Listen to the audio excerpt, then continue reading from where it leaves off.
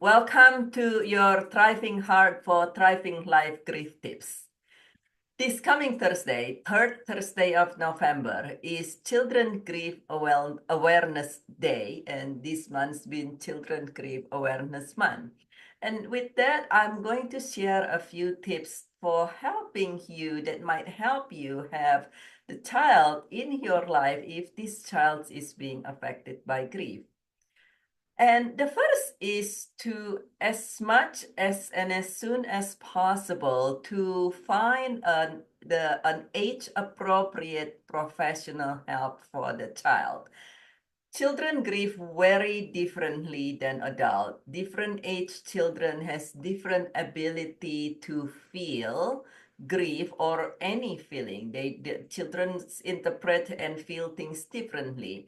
And because of that, something that might feel certain way to adult might feel completely different. Never mind, grief feels different to everybody. But children have ability to process emotions and feeling as well as to express is very different. So first is to allow the child to receive professional help with somebody who is skillful and educated and experienced for working with child of that child age. And so in other words, if it is somebody 6 years old versus somebody 12 years old, it might be a different specialist.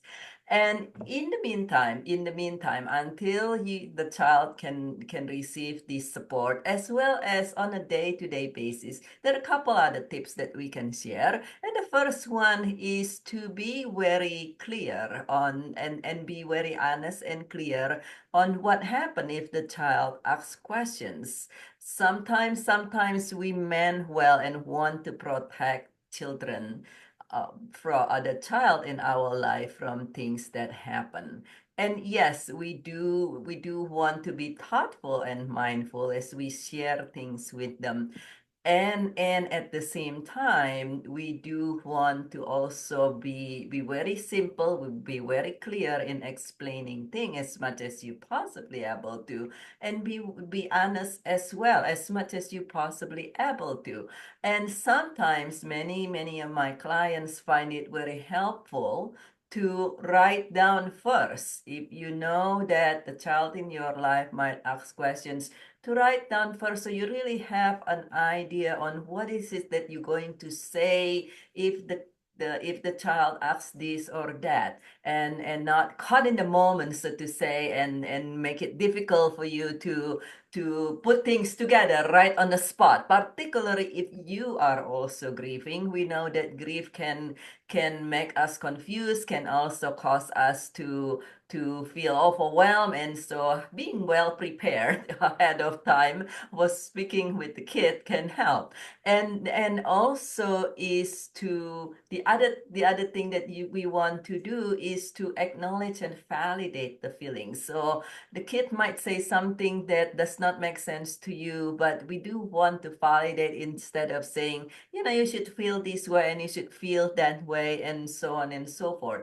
Allow the child to express their feelings in ways that work for them. So for instance, many children don't necessarily have the vocabulary or the connections to express feelings with words. Now you might do something like with pictures. With nowadays there are so many different emojis, so you can have all the different emojis and then have them point which one they feel like they happen to feel at the moment. Sometimes there are also picture book that can express, and you can also allow them to select things that draw them, which usually implication of how they feel. So in other words, after something happened, you can say, hey, you know what kind of story you feel like? And there are different story. Perhaps in one story, the character's angry, the different story, the character's sad, frustrated, scared. And what the child choose typically an implication of how they might also feel inside.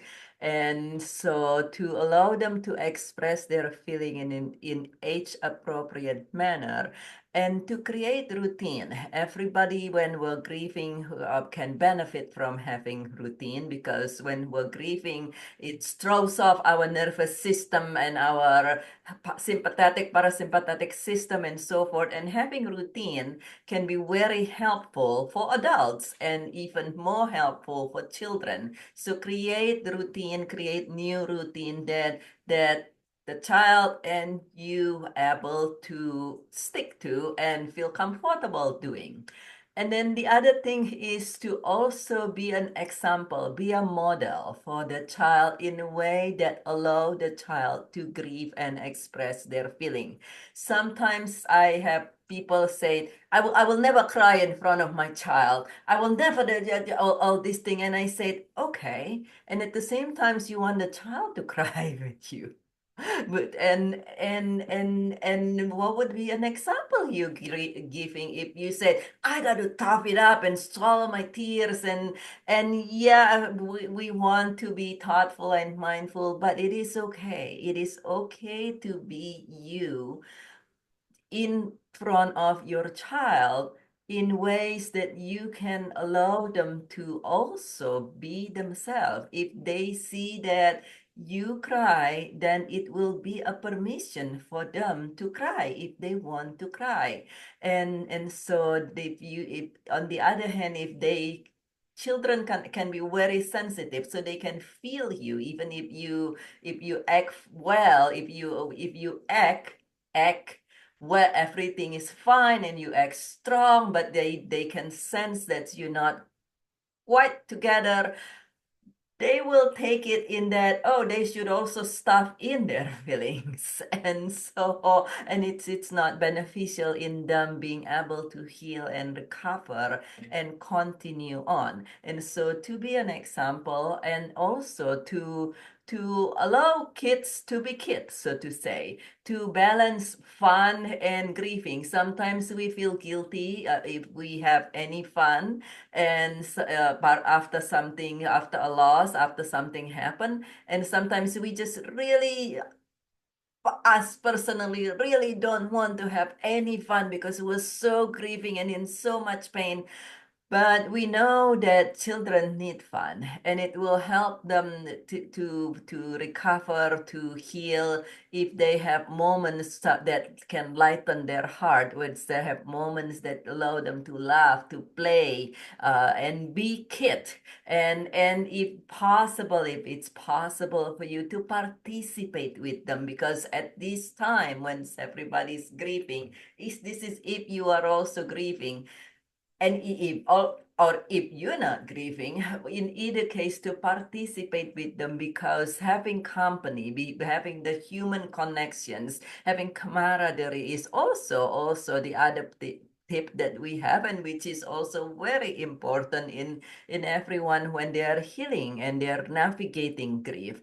And then the last but not least is to know signs of grief that unexpressed. So unexpressed grief, a lot of time it might not show up as sadness, or as even as anger, but a lot of time for children, the sign of unexpressed grief could be behavior problems, but even more, it is difficulty at school, and also physical problem. So if the kids can't start having physical problem, or seems to be getting accidents here and there, and keep having mishaps, so to say, or having difficulty at school, that can very well be signs of unexpressed and incompletely resolved grief, which then you do want to find the appropriate support. If the support that is that the child currently have is not helping,